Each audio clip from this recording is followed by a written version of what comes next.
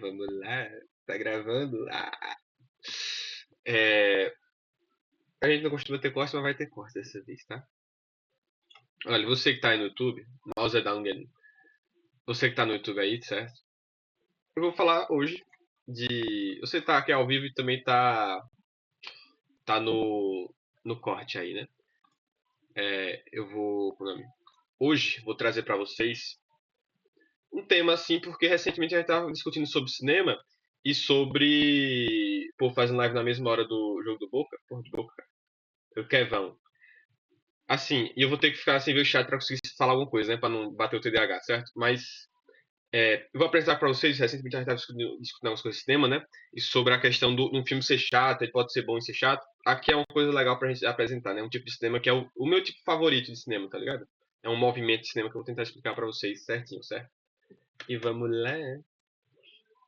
Chat. Hoje, hoje vamos ver aqui, ó. Tá meio feinho, mas pá, tá ligado? O chat vai estar ali no canto, tem esse borrão preto, mas fazer o quê, né? O importante é Boca foi numa fazendo live, Boca de 09. Hoje vamos falar aqui sobre cinema lento, certo? Perfeito? E eu vou ficar sem ver o chat um pouquinho pra conseguir raciocinar um pouco, tá ligado? Bora pra esse conteúdo bom demais. Conteúdo na live que orgulho. É foda. E tipo assim, eu não escrevi um roteiro. É porque, tipo assim, eu peguei esses pontos, né? Mas eu sei falar bem. Filme da Adam Sandler, Adriano Lima. Não estou vendo mais o chat, certo? Vou começar aqui a minha apresentação. Perfeito? Chat, no caso, hoje, a gente vai ver aqui o que é o cinema lento, né? Que é um tipo de cinema que é interessante. Vamos lá. O que é o cinema lento, né? Assim, é um movimento de cinema meio estranho dos outros movimentos, porque a gente percebe, por exemplo, deixa eu ver aqui. A gente percebe que esses movimentos de cinema, por exemplo, você que já está habituado um pouco mais com o cinema, você, você assim, vai se deparar com alguns movimentos de cinema famosos, né? Tipo a Nouvelle Vague, o realismo italiano, o cinema novo, a Hollywood clássica e a nova Hollywood, que geralmente são coisas que, assim, eles são movimentos que em determinado local, em determinada época, com determinados diretores, naquele local, ele acaba, faz uma forma, cria uma forma de ver cinema, de fazer cinema, né? Só que o cinema lento eu analiso mais como um processo do desenvolvimento do cinema em si, tá ligado? Não é tipo assim, o cinema lento não vai surgir como a novela vague surge, que é em um local X, com determinados diretores, que nem eu expliquei, né? É um cinema que vai aos longos dos anos, como eu vou mostrar aqui pra vocês, certo? React e PowerPoint, cinema lento é o oposto do cinema rápido, supostamente. Vamos lá. O começo, né? Que aqui essa interpretação, essa minha análise do bagulho, não são todos os autores, não são todos os críticos assim que vão ter essa mesma análise, né? Porque para algumas pessoas o cinema lento só surge lá nos anos 90, que é quando realmente denominam o que é o cinema lento, né? Mas para mim, como é um processo, aí vai surgindo assim aos poucos, tá? Quem for o primeiro a botar lentinho na tela? Então, eu analiso aqui que teve três pessoas que começaram esse processo, né? O Robert Bresson, o Yasujiro Ozu e o Carl Theodor Dreyer. Que são pessoas assim em épocas diferentes, sabe? Mas são contemporâneos, em locais diferentes do mundo, tá ligado? Isso que é interessante. Vamos lá. O primeiro aqui que eu vou falar sobre, que é o Robert Bresson, né? O Robert Bresson, ele nasce em 25 de setembro de 1901, certo? Ele é francês e morre em 18 de dezembro de 1999, certo? Ele vai fazer diversos filmes na carreira. E aqui, tem esses filmes aqui que eu peguei dois filmes famosos dele, né? Que esse é Manscaped e Al Sarrado Baltazar, né? E ele vai aos poucos. O que é o cinema lento, né? Na verdade, eu não expliquei direito o que é exatamente, né? O cinema lento, ele é uma coisa que conforme a sociedade mesmo vai ficando mais rápida, a gente percebe nos filmes aí, cada vez mais vai tendo mais cortes, né? Tu vai ver os filmes, ainda mais hoje em dia, né? Os filmes de ação, por exemplo, muito corte, muito frenético, tá ligado? Então é meio que uma coisa que vai desvirtuando disso um pouco, tá ligado? Aí são filmes que vão estender o plano um pouco mais, vão tratar do cotidiano dos personagens, tá ligado? Aí o Bresson tem um pouco disso. Ele tem muitos planos estáticos, ali do cotidiano dos personagens, tá ligado? Histórias mais simples às vezes, percebe? Histórias mais intimistas, certo? Aí tem aqui o Yasujiro Ozu, que ele. Cadê? Gamelé. Ele nasce em 12 de dezembro de 1903, no Japão, certo? E morre em 12 de dezembro de 1963. Aí o cara morreu, nasceu e morreu no mesmo dia, pô. Caralho. Tá ligado? Aí, ele também tem essa coisa de puxar pro lado do cotidiano, principalmente, sabe? Os filmes dele, por exemplo, ele não estende tanto o plano quanto outros, tá ligado? Mas ele tem uma coisa de ter tratado o cotidiano, sabe? É uma coisa que eu já falei aqui outras vezes, eu não sei exatamente quem diz isso, mas é algum crítico aí. Que o Ozu é como se fosse um pintor que sempre pinta a mesma rosa. Só que não é a mesma rosa, né? Porque é sempre uma arte nova, tá ligado? Aí, por exemplo, tem diversos filmes dele que a história é a mesma coisa, tá ligado? Esses dois filmes aqui, que Era uma Vez em Tóquio e esse Early Summer aqui, que é meu favorito, um dos meus favoritos dele, ele trata sobre. É da mesma trilogia, né? A trilogia Noriko. Que são filmes que tem essa mesma personagem aqui, que é a Noriko, certo? São filmes que vão tratar, por exemplo, o primeiro, que é pai e filha. É um pai solteiro, certo? Que cuida da filha, ele tá ficando velho e ela vai casar. E ele quer que ela case, só que no fundo, ele faz esse personagem, né? Que, não, pode casar, tal, faz parte do processo, só que ele tá triste porque ele vai ficar sozinho, tá ligado? E ela também tá sentindo triste porque vai deixar assim, tá ligado? Aí ele vai tratar disso e às vezes a gente percebe que hoje o cinema lento, assim, é um circuito muito alternativo do cinema mundial, né? Não são filmes que têm grande bilheteria nem nada. Porém, os filmes do Ozu na época no Japão eram muito, muito famosos, tá ligado? Eram filmes que como é o nome? A galera assistia muito, né, na época. Aí tem aqui o terceiro, que é o Cautel da Andrea, certo? Que é um diretor dinamarquês. Ele nasce em 3 de fevereiro de 1889, é o mais velho dos três, e morre em 20 de março de 1968, certo? Ele tem alguns filmes também aqui, tem A Paixão de Joana d'Arc e Ordete. Ele é o mais antigo desses, sabe? E ele é tipo os primeiros passos do que é o cinema lento, né? Porque, por exemplo, aqui é cinema mudo, tá ligado? A Paixão de Joana d'Arc. Então é um filme que vai tratar do julgamento de Joana d'Arc. Aí tem pouquíssimos aquelas inserções lá pra ter texto, tá ligado? Tem pouquíssimos disso. A atriz aí que faz Joana d'Arc, ela carrega o filme todo, tá ligado? Aí tem Ordete também, que é a palavra. E são filmes que aos poucos vai ter isso, de estender o plano, tá ligado? De cada vez mais lento. E aqui tem, eu acho que o ponto crucial do que vai se tornar o cinema lento de verdade, porque ali são os primeiros passos, né? É o começo de tudo, né? Só que aqui, pra mim, são as pessoas que. Tu canta tá fazendo bullying? Calma lá, gente. Aqui é o. É tipo o essencial, sabe? Essas duas pessoas aqui são essenciais pro que vai se tornar o cinema lento, certo? Que é a Chantal Akerman, aqui, e o Andrei Tarkovsky. Tanto que eu dou um foco maior neles nessa apresentação, porque eu acho que eles são essenciais.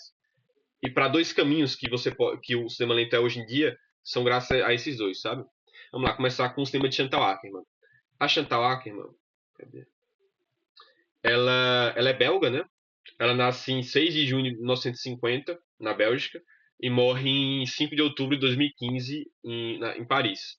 Assim, características do cinema dela, bem básicas aqui, são esses planos estáticos, certo? Então, é tripé, gravando ali o plano longo ainda, só que estático, certo? Como um quadro. E o cotidiano feminino, sabe? Ela tem uma questão de tratar do. Porque, assim, você pode pensar. Que eu vou chegar no ponto aí de Eu, Tu, Ele e Ela, que é esse primeiro filme daqui, e Jeanne Dilma, sabe? Porque são filmes tão revolucionários. Jesus está aí. Por que são filmes tão revolucionários? Eu, Tu, Ele e Ela e Jeanne Dilma são filmes que vão tratar ali do feminino mesmo, tá ligado? E são coisas que o cinema mundial não tratava, tá ligado? Pra mim, ela é a maior diretora de todos os tempos. E você percebe, Eu, Tu, Ele e Ela, basicamente acho que é 1 hora e 50, 1 hora e 40, da Chantal Akerman vivendo a vida dela, tá ligado? Tipo, o que acontece no filme é várias vezes o cotidiano dela ali dentro de um quarto, vazio ali, sozinha.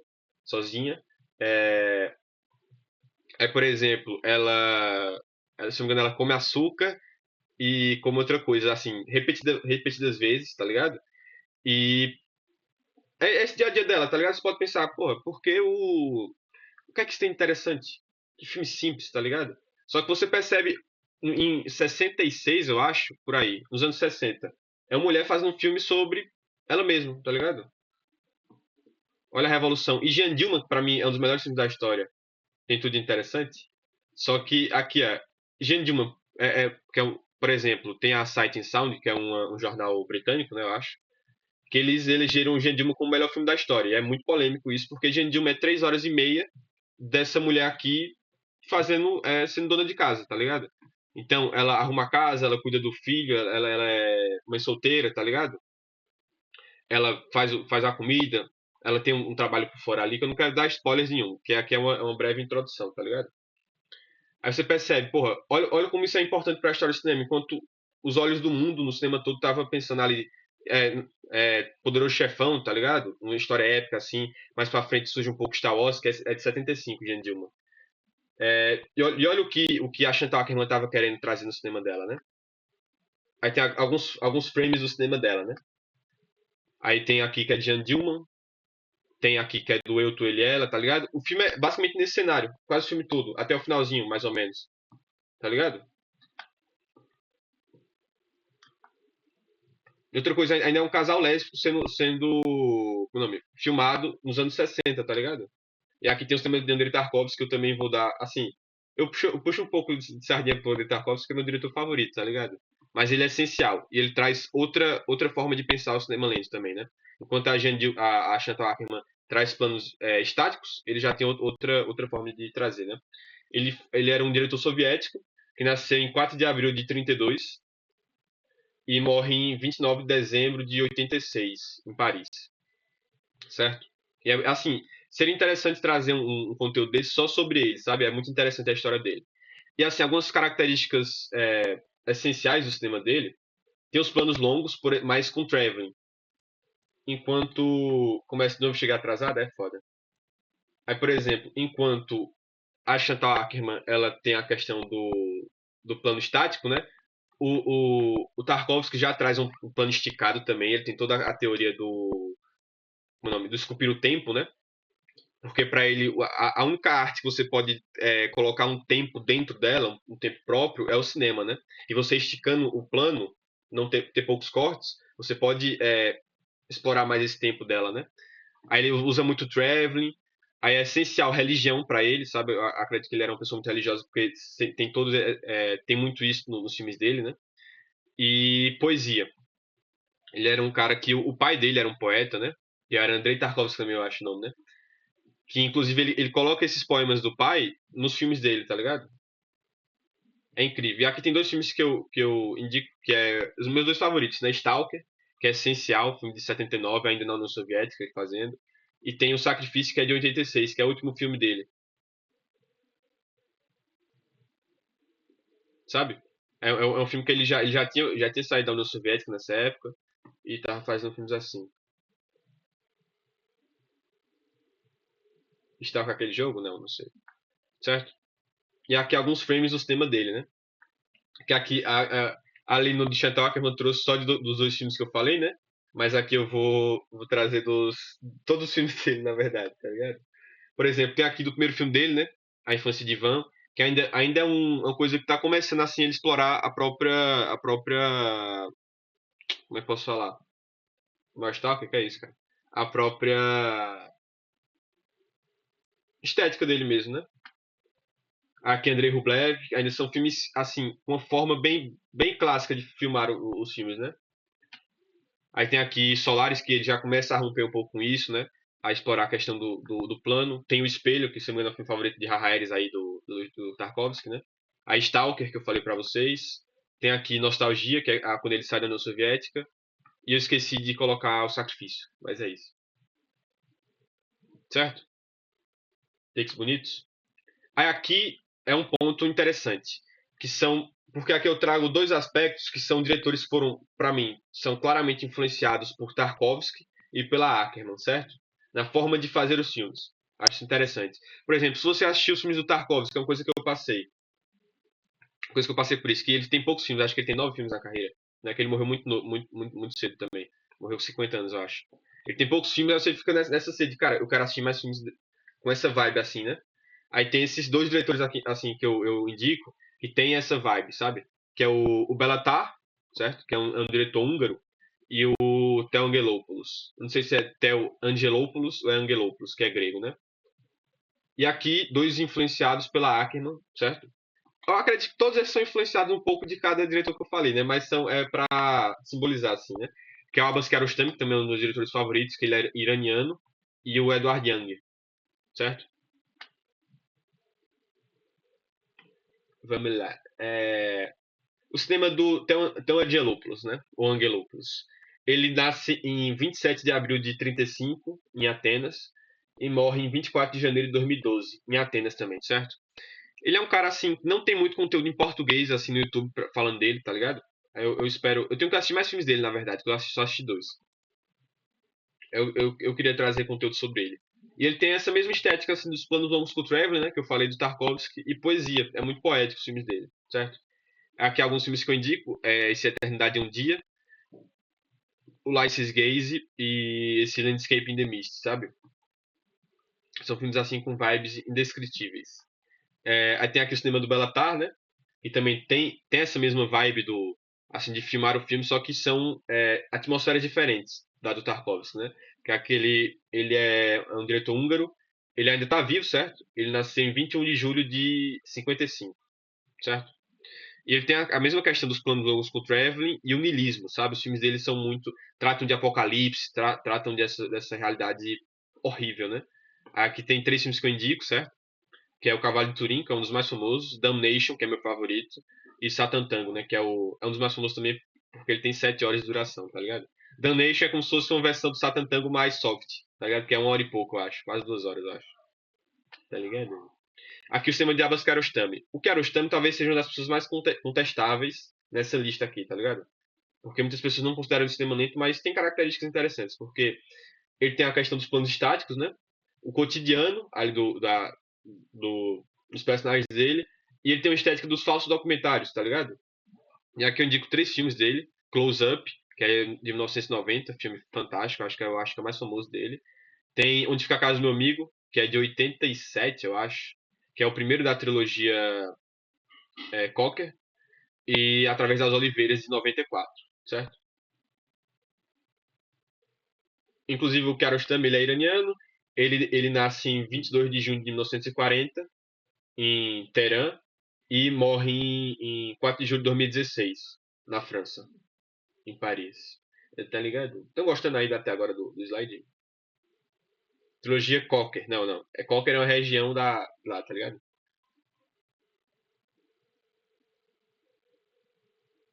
Mas vou assistir Satan no próximo sábado. Vamos voltar.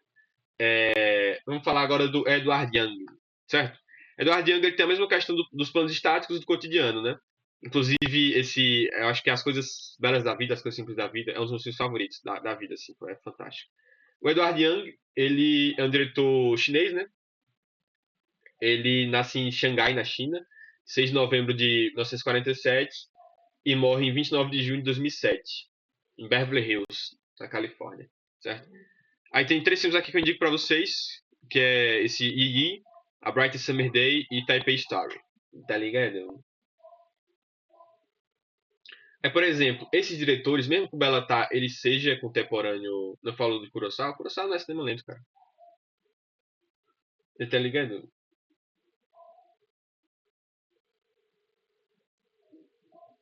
Com esse Edward Young, certo? E aqui, por exemplo, apesar do Bellatar ser contemporâneo, tá vivo ainda, ele é um pouco mais antigo. Aqui eu trago dois diretores que eu acho interessantíssimos. Pra mim são os dois melhores diretores em atividade, assim, tá ligado?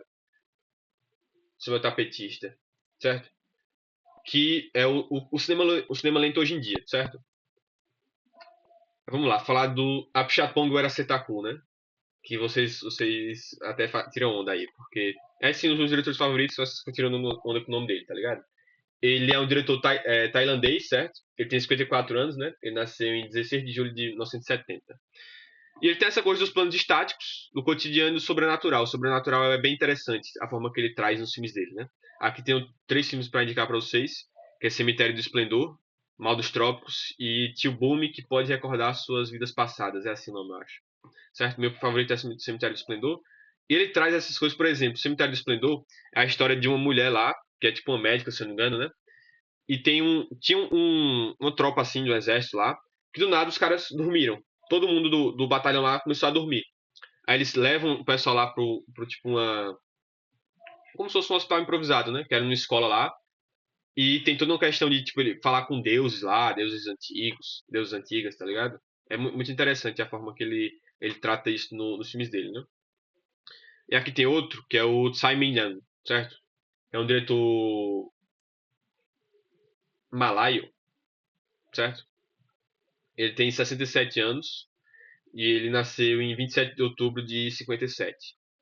E ele tem a mesma coisa dos planos estáticos e do cotidiano, certo? E aqui tem três filmes que eu tenho pra indicar pra vocês, que é Rebeldes do Deus Neon, que é, porra, filme fantástico. Esse Goodbye Dragon Inn.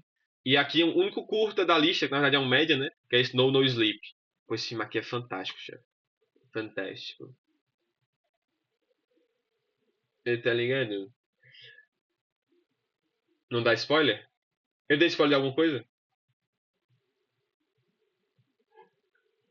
E eu acho que é isso, tá? E é isso, tá ligado? Gostaram aí da nossa apresentaçãozinha? The River. Olha aí, Sun L tá ligado, né? E assim, por exemplo, queremos spoilers? Não, aqui é só introdução, tá ligado? É só introdução, é só pra vocês. Tá aí, tá aí, tá ligado? Por exemplo, é... discordei de todo mal. Tá bom. Aí, por exemplo, aqui, se você for, por exemplo, se for atrás de outras coisas, vamos falar do Lago Dias, de outros autores. Aqui são autores que eu me apego mais, tá ligado? Que eu acho mais interessante, né? João Ladeia, achei muito foda, vou conferir esses diretores, boa, boa. Gostei, acho que poderia colocar os nomes dos filmes embaixo dos cartazes só, verdade. Somação aqui, que é isso. SNL. Tá ligado? Conteúdozinho pá pra vocês, né? Bacana, bacana. Mal também é